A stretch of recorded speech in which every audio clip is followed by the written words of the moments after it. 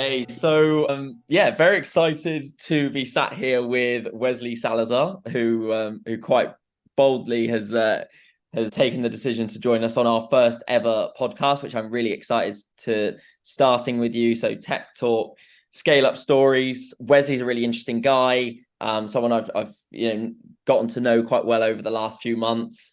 Kind of talking through, I guess your journey, Wes, from leaving high school right up to being a CTO at a scale up brand currently. Yeah, thanks for having me, by the way. All right, yeah, so my name is Wesley. I've been in the tech field for about 18 years now. I got a degree, digital media at UCF, and that's really just anything digital. One of the areas I liked when I started was programming, right? So it was I got into, I think, Flash action script programming, and there was just something about that really caught my attention. It was like this sense of mastery that I was kind of like I had control over my environment and I could do really cool things. And I also got into web development. So it was just kind of this blend going back and forth between video game programming and web development. And while I was getting my degree at UCF, I had a job as I was an intern as a web developer. So I was able to get a lot of good experience as a web developer. And I had a couple other jobs in between where there was one job I had when I actually worked for UCF. It was called Retro Labs, and it was kind of this experimental video game lab that we would just create. One of the games we made, it was actually for the Navy. It was a game that trained on all the insignias. So it was actually pretty cool to be able to do all of that, to learn how to program and also to learn kind of how to interact with people. So that's it. And then we'll talk through kind of the journey. So that's kind of how it started with the first few jobs. It's just kind of web development and video game programming. So Nice. And just out of curiosity, I guess you kind of like fresh out of high school, there may have been some overlap there that you touched on, but what was it? What was it about like web development that you were like curious about? Why start in that? well, I mean, honestly, the degree, it was digital media, but it was all things digital. So it dealt with created movies, website development, video games. So it had a kind of a little bit of everything. I don't know. There's just something about web development. I honestly, it was just there was there was more jobs kind of available when I did my internship, there were more jobs available for web development. But my passion was truly in like video games. And so back in the day, there was a program called Flash, Adobe Flash, and it was an animation platform. But they had a scripting language that was underneath it, and so you had a lot more control over what you could do. And so that was really, I don't know, there's something I really liked about that. Like I said, it was just the sense of mastery that I could have. I can animate particles, I can animate, I can tell a story digitally by coding. And so that to me is really what I like to do. Web development, I just kind of got into it because again, that's all the jobs were there, to be honest. And it's one of those things where I did find a passion in web development, and eventually that's kind of where I moved from video games to web development. Uh, Yeah. and then onto many other different things like that. So it was kind of this gateway into the digital world. So Nice. And then I guess moving kind of on from that initial broad experience with a few different aspects in there, obviously web development being one. Talk to me about, I guess, landing your kind of first real job. Where was that? And talk to me a little bit more about that for you, because I think that's quite a common theme. Appreciate this was some time ago, but a common theme for people looking to take the step up into landing, that first role. Talk me through that. What was your experience of that? So when I went to school, I realized really quick I wasn't going to learn anything in school itself. Like just when you look at the syllabus and you look at all the courses, everything was just very entry level, basic. And so I had to learn everything on my own. I remember went to Amazon, I bought books really high, I just stacked them really high on my chair, and I just learned all of the different things. And while I was there, they had a job placement program at UCF. And so I remember it was just like a few months in, I went to them and I'm like, hey, look, when I get my degree, I want to come out with 4 years experience. I don't want to come out with no experience. And they said, yeah, that's a great idea. And so what they did is they found an internship. It was a company called Mojo Interactive. And it was just, it was kind of a digital consultant agency that built websites for doctors and lawyers. And they were kind enough to give me an internship. It was a paid internship too, which was really good. And I was able to shadow. There was a kind of a senior web developer there, and I learned a lot from working with him. And I think I only worked there for 6 months or so, the second job I got was at Retro Labs at UCF because it dealt more with video game programming, right? And so everything was kind of flash action script. And that's where my passion was. And so I went and I did that, and that was good. And then I moved over to another company called Digitech, right? So a lot of these were just trying to find my voice. So I would work 6 months, try to figure out what it is I like. And I felt like I was always constantly evolving and moving on. And that's kind of why I went from job to job as I continue along this journey. So Yeah, I love that. And then there's some really good examples in there, and I think that'll speak to a lot of people. It's especially when you're younger. I think it's hard to just pick one atmosphere and that be the right fit for you. So it sounds like you learn quite a lot about yourself in kind of changing and adapting different environments. And then didn't you move to kind of South Florida? I guess I'm not sure when exactly this happened. sure. But So, why was that? yeah. What was going on in your life at that time? Between all those jobs, there was one job I got. I haven't spoken about it just yet because I actually learned a lot. So I got a phone call from somebody, and they said, "Hey, we have this job. It's remote. It pays really well, and you get to do what you love. Are you interested?" And I said, "Yeah, sure." And he said, "Okay, well, there's a guy that's going to call you tomorrow. He's going to interview you and ask you all these questions. Here's what you say to him." And I was like, okay, all right, let's go. Because all the jobs I had before were all going into the office. And I feel like there's just a lot of burden that comes going in the office because you have to get dressed, you have to drive, fight through all the traffic. So I got a job working for this company, ICF. It was remote. It gave me a lot of great opportunities. And something very interesting happened when I was working there is that I met a guy, and his name is Chris. And he was a very interesting guy because of the way he solved problems, the way he communicated. He had great soft skills, and he was always interested in me. He was always like, "Hey, Wesley, how you doing? What do you like to do?" And I find that very interesting that somebody would actually take the time to get to know me. And it really kind of changed my concept of like management, because he was in a management position, and I really took a liking to him. And I've never had really any mentors in my life, and so this was the first time where I realized like, oh, I have this amazing mentor.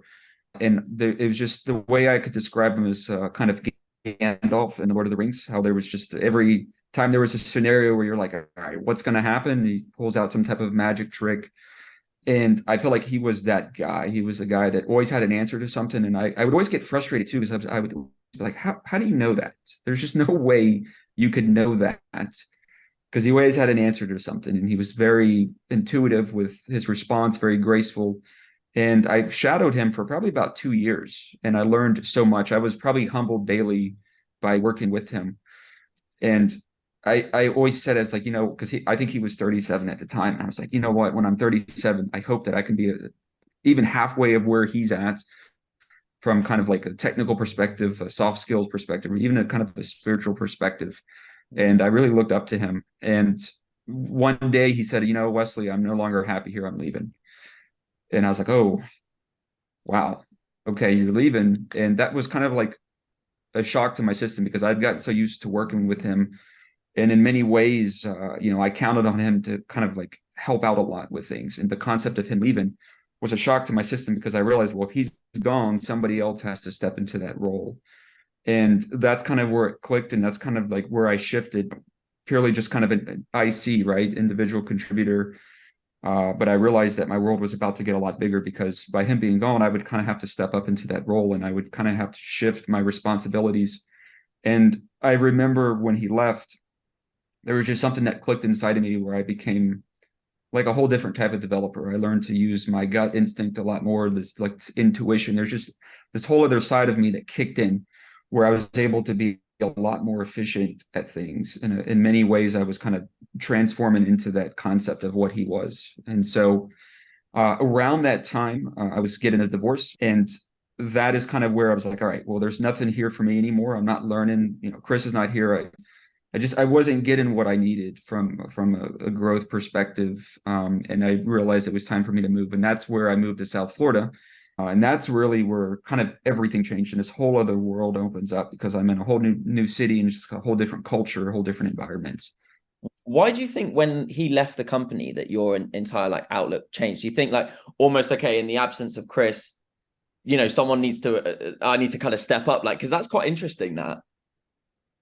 So here's the deal is when he was the leader of the organization. So when you go into a meeting, there's a group meeting. I hate to admit it, but sometimes you're like, all right, Chris is going to get it covered, right? He's the manager. He's going to ask all the questions, and then I will sit here and I'll listen, right? And so there's that concept that is, as long as someone is present that's in that leadership position, they're going to cover a lot of that, right? And my role is to support him. And just something about was okay, he's gone. Somebody has to do that, right? And there was just nobody else that was in that organization that was going to cover that. So it's like, oh, okay, I'm going to be in this position now. And at the time, I was like, I have no idea how I'm going to do that because I wasn't prepared.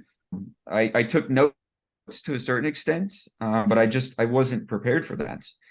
So it's just like, all right, roles are changing, and this is what it's going to be, and this is the next evolution of your career for growth and development. So it was excited, but also a little scary, as well, because where I was at. So. Yeah. And I think it's interesting you say that just before we move on, because I really want to touch on the move to Florida. But I think people realize in situations like that, you are far more capable than the things you think. And when you adopt that role and it's like, well, Chris is no longer here, so someone needs, it's interesting how as a human, you just absorb that, and you adjust and you adapt to that environment, which is just really interesting. So, okay, cool. So then we move to South Florida. What next?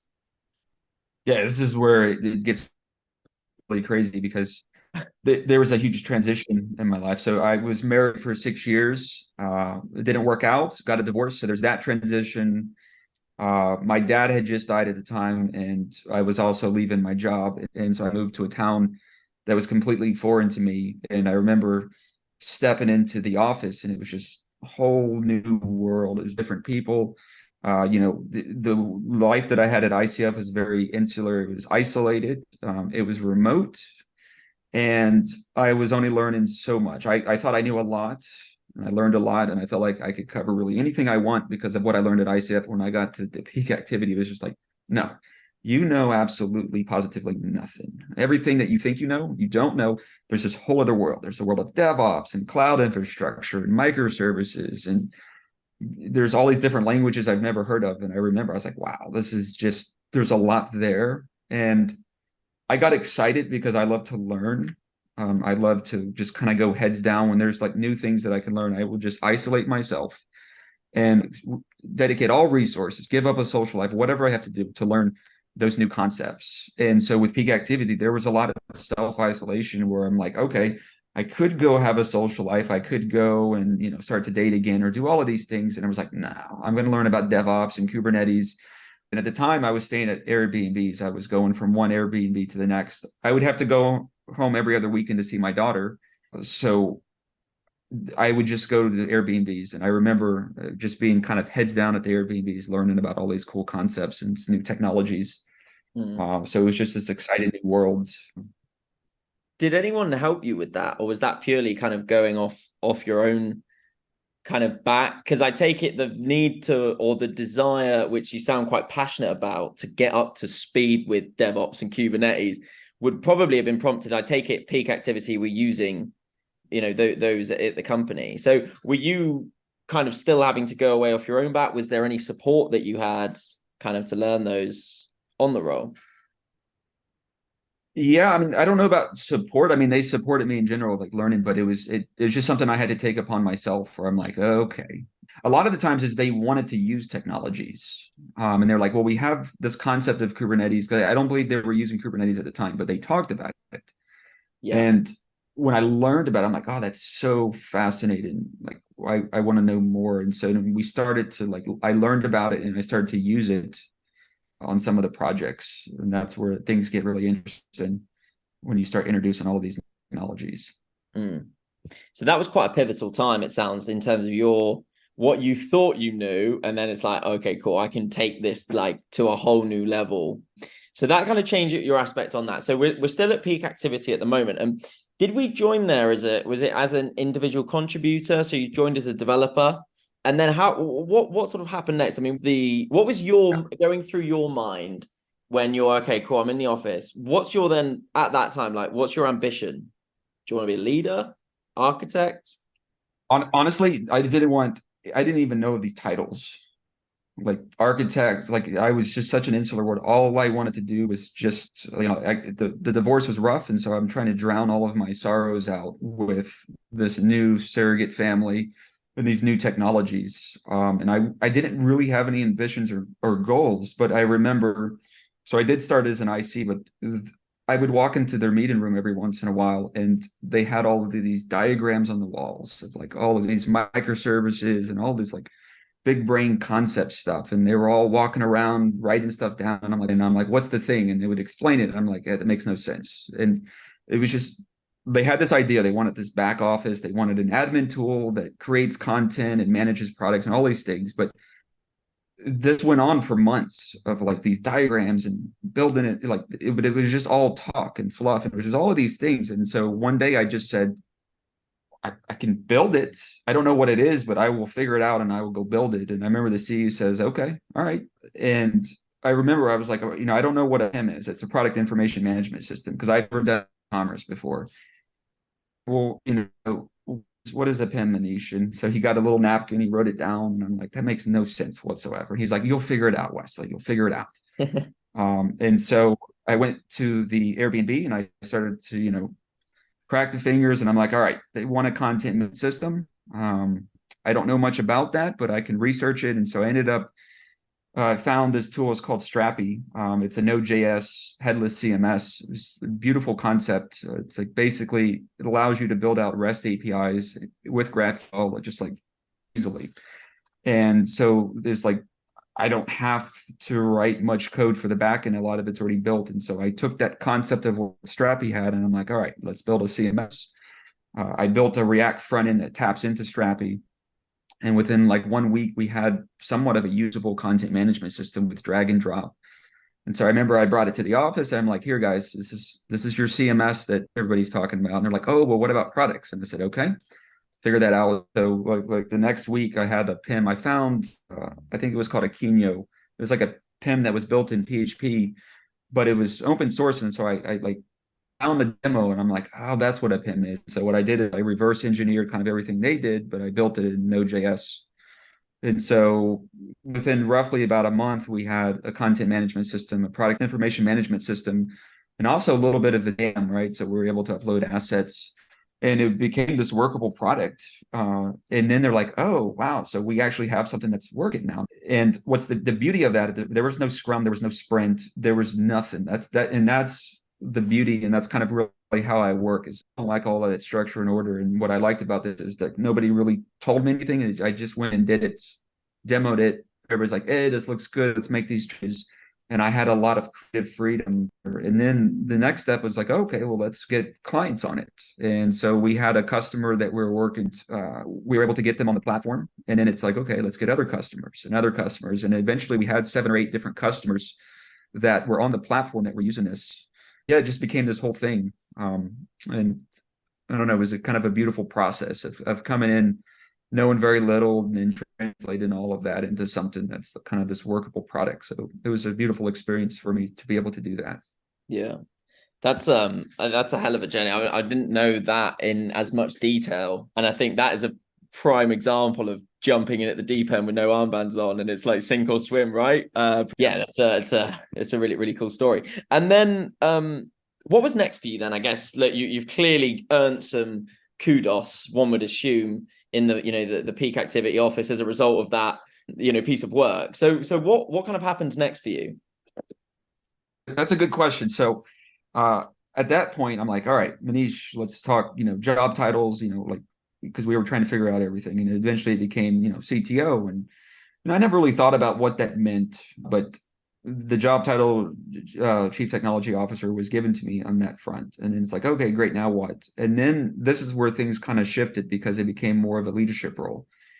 It was no longer just, hey, I'm an individual contributor. It's, hey, I have to help lead a team of people, because the product was getting bigger, and it wasn't just a one-man show. It had to be multiple people on the product. And so this is kind of like where it's like, okay, well, I've only known a small amount of something. Now it's like, hey, there's a world. You thought your world was small and it got bigger. Now your world's going to get even bigger, because now you're being introduced to the element of people management. And you tell me a concept, I will program it. But soft skills, I don't even know what soft skills were at the time. I was like, what does this mean, soft skills? And this is the concept of being able to work with people, being able to communicate effectively with people. But I think for me, the biggest challenge was learning to be patient with people, right? Because I have a certain way of doing things, and it's fast, it's A to B real quick, right? Everybody else has a very different experience. And so my challenge was learning to be patient with people and kind of accept that they're at this spot in their career. And it is now my job to help get them to a higher spot. And along that way, it's learning to be patient, learning to communicate.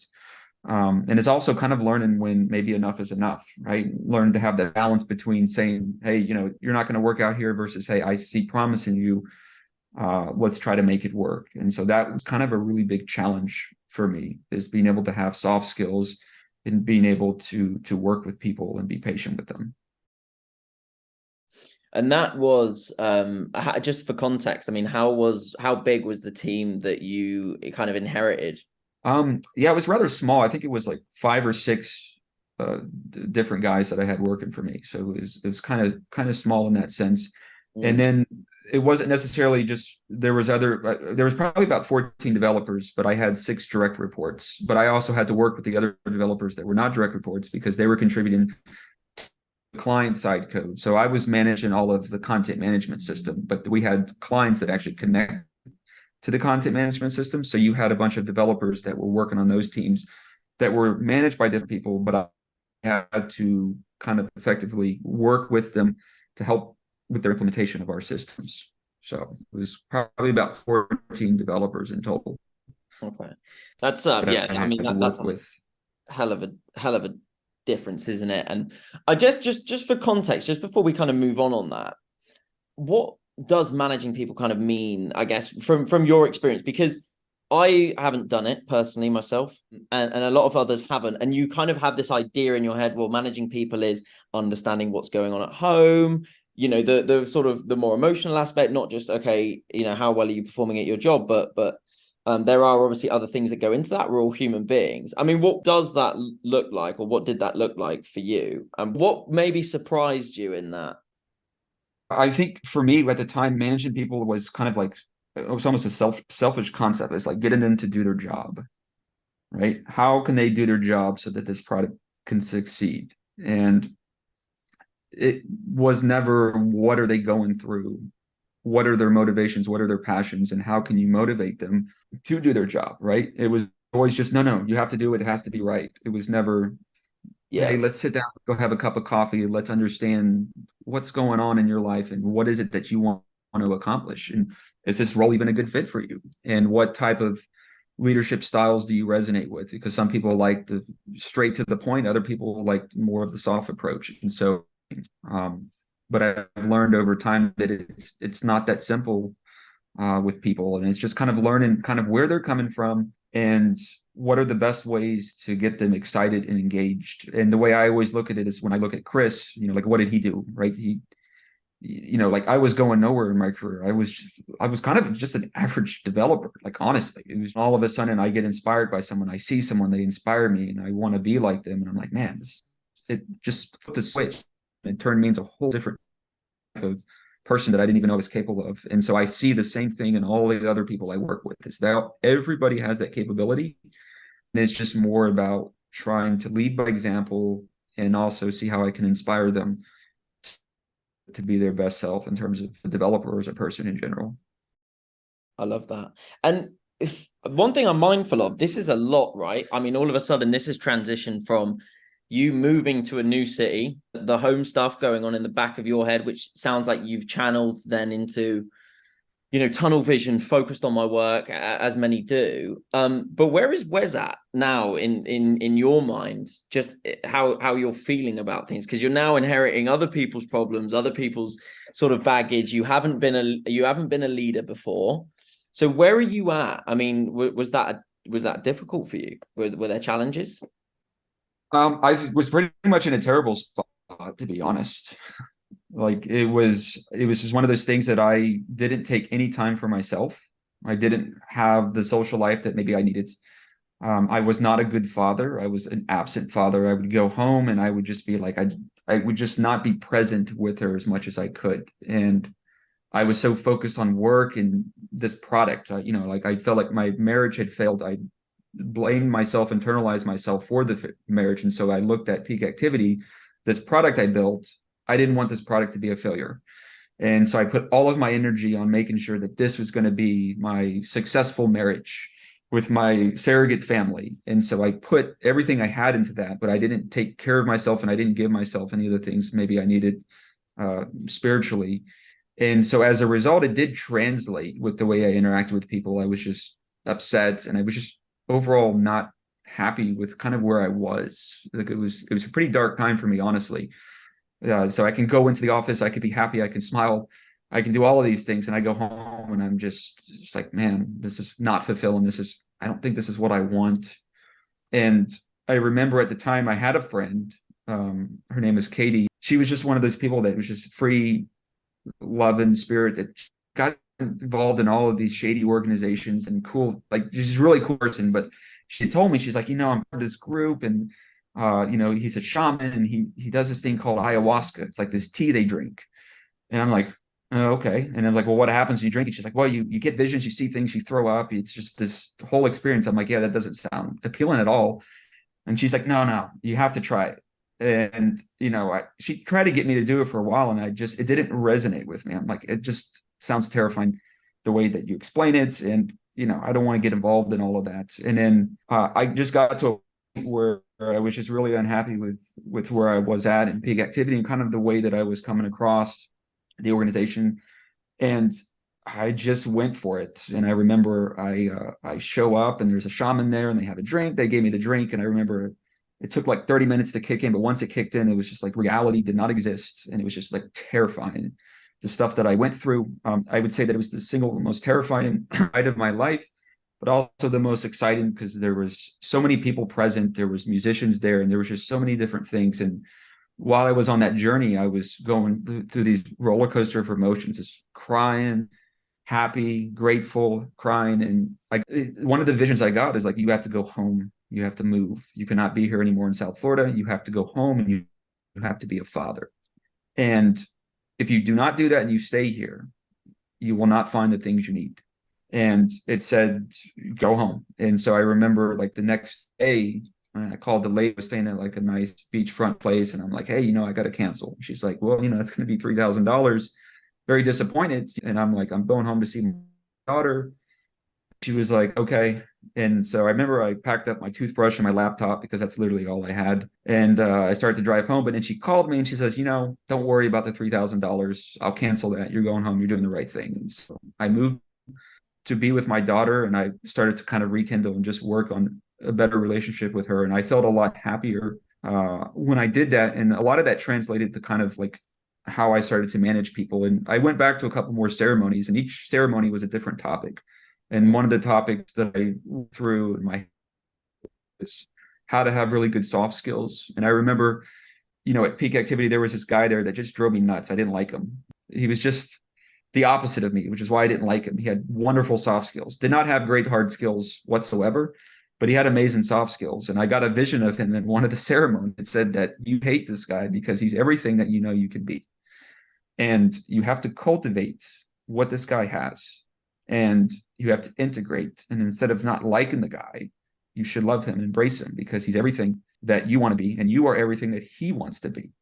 Because I had the hard skills, he had the soft skills. And I started to get a lot of these visions about kind of people I was interacting with that really did change the game of how I manage, but also kind of how I viewed people. And I always wanted to be the smartest person in the room. There was this drive to be this egotistical, smartest person in the room. And after sitting with the medicine, we call it the medicine, ayahuasca, it's called medicine, but after sitting with it, I started to learn that I should want to be the least smartest person in the room. And that as long as I'm in a room where everybody else is smarter than me, I always have something to learn. And that's you go back to Chris, he was definitely the smartest person in the room. And once he left, I was not fulfilled or happy because I just felt like I couldn't learn as much.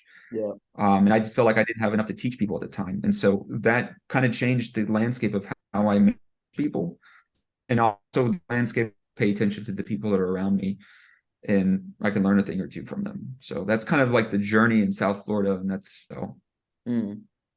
That's yeah, that's very, very powerful. And it's I think it's really interesting to hear how that's changed your outlook, but not only temporarily, it sounds like it's completely changed your permanent outlook on how you interact with others, how you view the world, what you deem and value as important for yourself in a professional and personal environment as well, which is incredible.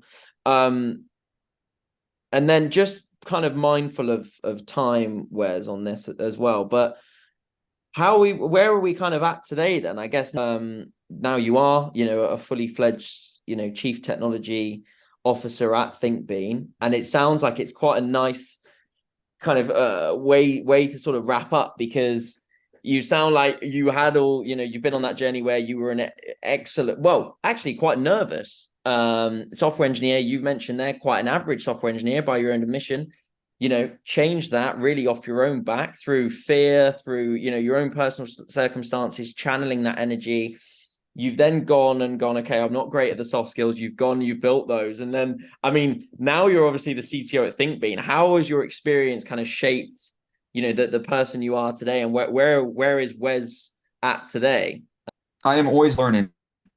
I am humbled daily, always learning something new. I'm always amazed that when I think I know something, I'm like, man, I do not know that. And especially from like people management, because everybody's different. I definitely say that I try to find people that are smarter than me. And if you're just go, here you go, do your thing. Because I always want to be able to learn from people, even if they report to me. It's like I want you to be smarter. I need you to be smarter. I need you to come to the table with great ideas. It's my job to give you the canvas to have all of these great ideas, bring them to the table. I want to be humbled. Please humble me. I'm here to learn, and when I'm humbled, I learn something new. And so that's kind of like where I'm at. Is I'm trying to surround myself with those type of people. I try to empower them as much as I can. If they have ideas, instead of saying, no, we're not going to do that, I try to say, oh, okay, that's interesting. Let's roll with it. And I try to give them that area to grow and learn. Yeah, thanks ever so much for that, Wesley. So one thing I'm quite keen to touch on is it sounds like peak activity was quite transformative, both at your time in the role, but also I guess what was going on for you, as you've just touched on there, in your personal life, and finding spirituality and coping mechanisms, and how that changed your outlook. So I'm curious, and I'm always curious to know as well, like what was the driver for you then to perhaps look to move on from peak activity? Yeah, good question. I think it was a combination of many different things. One of them is I moved, right? So I was in South Florida, but now I'm back home where my daughter is. And I bought a house at the time, and just didn't feel like peak activity was my home anymore. And I think in many ways I got kind of burnt out from building this Rev Commerce. Like I put almost 4 years of energy and everything I had into it. And there were some challenges at scale with it. And there were just many different things, right, in regards to like how it was being managed, or like the people that are on the team versus and myself. There's just many different factors. And I think a lot of it came down to is I was just burned out. And I needed a break. I needed to just work on something else. I just needed a fresh start. And that's kind of where I spoke to the CEO. And I'm like, hey, I'm sorry, but I just don't think it's going to work out. I have to take a break. I have to walk away from this and kind of recharge and start anew. And so that's kind of what happened. And it kind of fell off. Gave it 2 weeks notice, and I moved over to another company, which is Payrix. What did you then join? What was your position in Payrix? Was it a lateral Yeah, move, or was that a bump up? yeah. So that it's interesting because it's the first job that I've ever had in the 18 years is where I don't code. So it was not a coding position. It was purely engineer and manager. And I was like, all right, this is going to be interesting, because that's something they needed at the time. And they looked at my resume and they said, we're looking for more of a manager, because they already had all the engineering talent. They had probably some of the top engineering talent I've ever seen. I was like, holy shit, these guys are good. What am I going to do here? And so they're like, okay, you're engineering manager. I'm like, all right, great. And there was just no role. Nothing was really defined. It was just come in and be an engineering manager. And so one of the first things I did there is I was like, I always look for documentation. That's really important. I got to have good documentation. And as I was going through it, there was just documentation that was lacking. So I spoke. I was like, hey, there's no documentation. They're like, yeah, I know. That's one of the areas that we need to improve upon. I mean, there was documentation. Don't get me wrong, but it was just I wanted detailed docs. When I do documentation, I like to just break it all down and get crazy with it.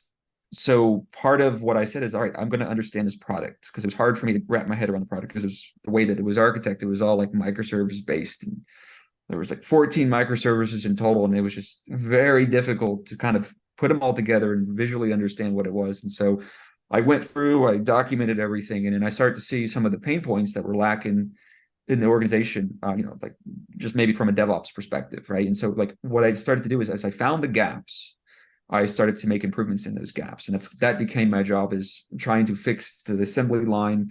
But also I think I had 14 direct reports, which was a lot. And so I had to meet with each one of those guys, probably once a week to kind of understand. So there was just a lot of working with people, trying to manage them, but also I took it upon myself to kind of improve the process because there was a lot of pain points. And part of working with these people and hearing what their complaints were, it's like, okay, I can help. And so I heard the complaints, I took notes, found the gaps, and I just went for the jugular, right? Of like, let's just fix this, let's get it all done. So it was very interesting, and I never really touched a line of code during my time there, which was very interesting and a little bit unsettling, to be honest. I was not in my comfort zone. I was like, I just want to code. I want to fix that. I see it. I want to fix it. I want to get that done. And they're like, no, different role here. And so it was very interesting during my time there. And were you still fulfilled? Because it sounds like, I mean, even on this call alone, you talk probably most passionately when you talk about these things that you're building and having a problem and actually not knowing what the answer is and going away and finding a solution. So how were you feeling in yourself being a manager? Out of place completely, because all the problems have really ever been solved. Like the product has already been built. I wasn't coding, and a lot of it was like questioning of like because I've always looked at engineering managers. I'm like, oh God. And so I've never really took the role as serious. And so there's a part of me that was just like, I wonder if I'm really having an effect here. I saw that I was having an effect, but there's just a part of me that was like, I wonder if these guys, because a lot of the guys were just poker players, and I could never get a read of some of them. And there was also kind of a language barrier of like the difference or the impact I was making. But I was learning a ton because I learned job interviews. Like I interviewed probably about 50 people because I was building a team. And that was a lot of fun, is being able to talk to people and understand, what makes people tick. And I learned a lot about people management just by interviewing people and trying to go through that. And that was a lot of fun. I did have a lot of fun doing job interviews with them, especially when I didn't really know much about the product, but I had to explain the product. And so I learned a lot from the product by just going through and, having to really truly understand it. So it was a very interesting time for me. That's for sure. And when you're sat opposite someone, because I guess it's interesting, because I mean, I work in recruitment, right? So I speak to a lot of people every day. When you're sat opposite someone in that position, you mentioned they were growing a team, 50 interviews. What is it you look for in them? Because I speak to a lot of people and they're like, especially good ICs, they're like, I can't explain exactly how I do the things I do. You wish you could give the blueprint to someone. So it's hard to replicate you in an individual, right? I mean, I'm curious to get as a technical leader. What is it you look for when you're sat opposite someone? That is such a hard question to answer because it all depends on the role, depends on like where I'm at, it depends on the person. I think good communication skills, they have to be able, I mean, that's just kind of a no-brainer. They have to be able to effectively communicate. I believe in problem solving skills a lot. I'm just going to be honest. I very seldom look at resumes, like, because it's all just usually a bunch of bullshit. It's fluffed, it's built out, and it's dragged out. And so what I'll do is I'll skim a resume very brief, but like I also know that a lot of that stuff in there is just not what I'm looking for. What I'm looking for is the ability for someone to kind of problem solve. And so a lot of the times I will give these scenarios where we need to build something from scratch, right? And I'll go through like this whole systems design interview where I'll tell them, have them explain to me how they would build it and why, and I'll just go through this like approach where I play devil's advocate and I'll like go back and forth, and it's just during that time I can kind of see and get a good impression from them of like how they are. And another technique that I like to do is I like to have a project that's completely broken or it's not optimized, and I'll put it in front of them and I'll have them kind of troubleshoot it for me, because I believe that the ability to have good instincts, that is not something that you can learn from a course, and it's something you either have or you don't have, and you can learn it over time, but that comes with experience. And in the beginning, my instincts were not great, but they got a lot better. And so I look for someone that has really good instincts, and is able to make connections without seeing tangible evidence. So between that and, good communication skills and experience, I mean, there's a lot of intangibles that I look for. And when I feel it, if I get, the whole thing is if I get goosebumps, it's a good thing, right? And so a lot of the times you have such great chemistry with someone you're interviewing and you're having a good time, and you're like, holy shit, I like this guy. There's a no-brainer. He's going to come work for this organization. There's other guys where I'm just like, I'm not as moved by them. I'm like, they could be a good fit, but there's like this chemistry that's not there. When I worked with Payrix, most of all the guys I interviewed, I was just always blown away. I was like, holy shit, this guy's amazing. Where did they find this guy? Keep bringing him in. And so it was just a no-brainer. I brought him, I hired him, I brought him in the team. There's only one guy that didn't work out. But all the other guys, I was very proud of the team I had built. There. And I remember when I left, it was interesting because I had a lot of developers that had called me, and they were like sad. They were like, I am so sad to see you go. You actually had such a huge impact. And like, I got teary-eyed because I didn't even realize, because I was wondering, like, am I having an impact? I know I'm having an impact. Like, how great of an impact am I really doing? Because it was hard for me to see results. That was the issue. And the result, like the feedback I got from everybody was like, holy shit, you were the first engineer and manager that actually came in, got his hands dirty, was not afraid to jump in and take initiative. And nobody ever had to tell you really what to do. You just went and did it. And so that was kind of this positive affirmation that I really appreciated. And I'm like, okay, so whatever I was doing there, that worked. So now I'm going to continue to improve upon that and bring that to my next position. And talk me through that exit, right? Because it sounds like, it's hard. I guess it must be hard when you've built something like that, especially when there are human beings involved in that and there's connections and, emotional attachment. Talk me through that exit. What was it about that made you want to perhaps part ways with them? Honestly, I could not connect to the product. This whole, like, so it was beautifully architected. Like, I've never seen such a wonderful work of art in the way that it was architected. But it was about 14 different microservices, and it was complex and complicated. There's a lot going on. The pipeline was complex. They had to separate it apart into like 3 or 4 different teams, right? So each team would get 3 to 4 microservices, and it was just hard for me to have any tangible hand in the product. I couldn't grasp the product in the way that I wanted to. And I felt like I could never get in and understand it the way that I wanted to. And I didn't feel connected to the product. I felt detached. And I knew that if I coded there, that I just wouldn't have room to code over there because I was doing all just the management. So there was just a part of me that wanted to have a blend of the worlds, kind of how I had a peak activity, even though sometimes I don't want that because it's too much.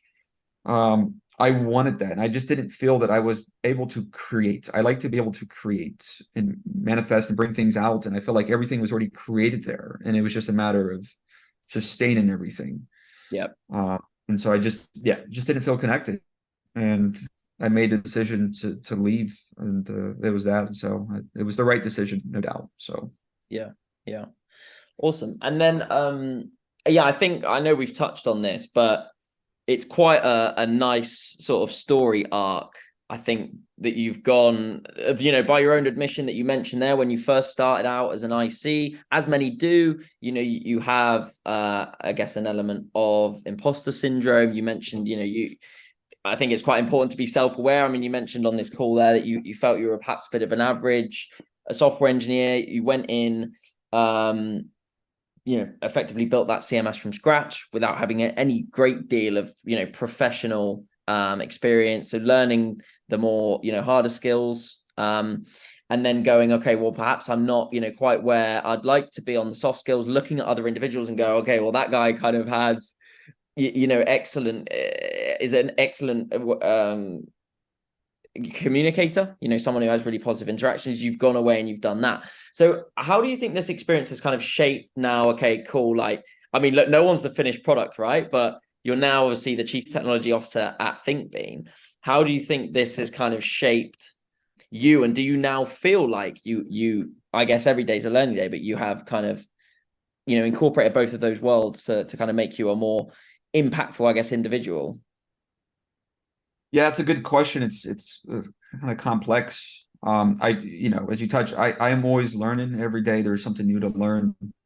Um, and I think right now it's we're kind of in maintenance mode, right? So we have a product, we released it, and we're just maintaining it and slowly adding new features as we roll out.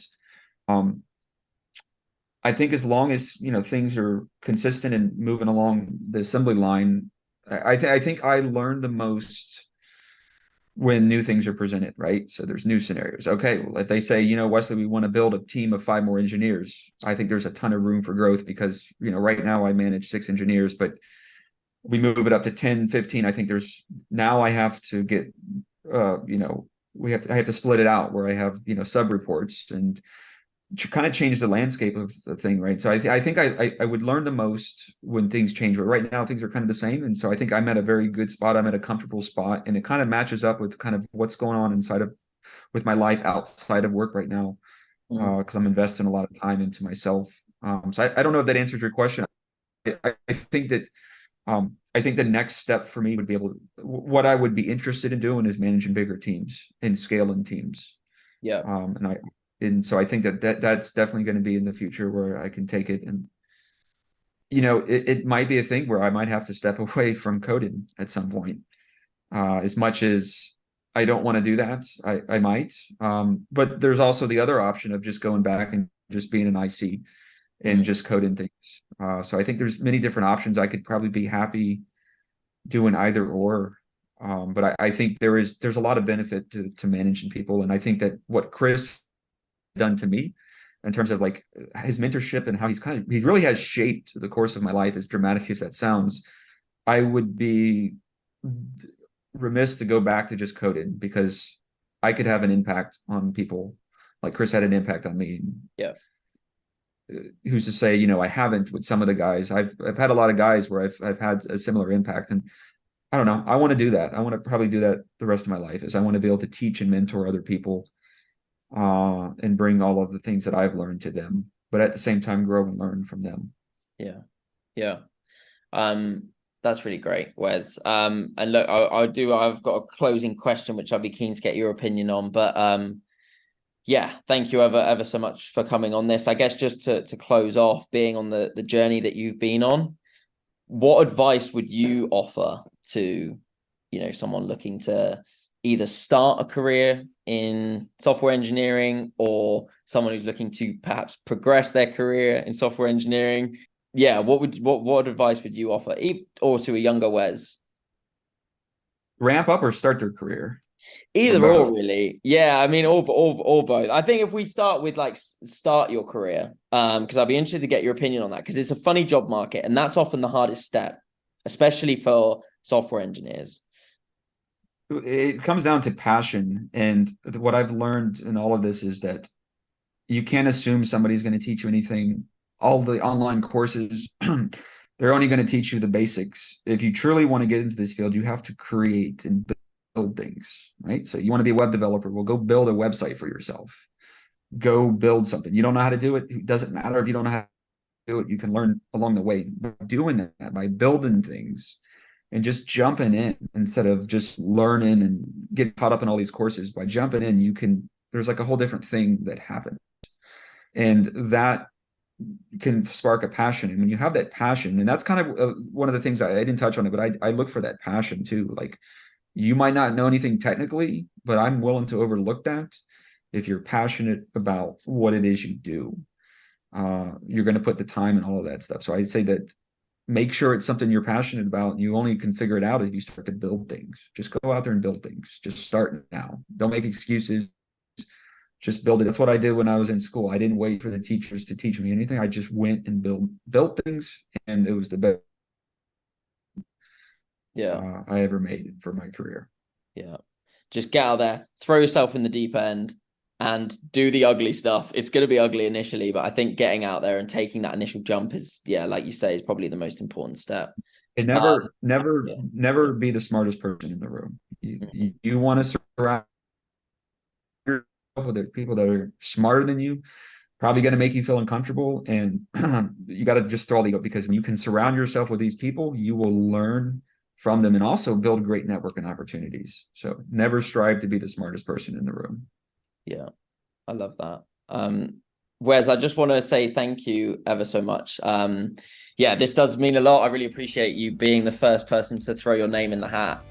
That's been a really awesome conversation. We've covered so much ground.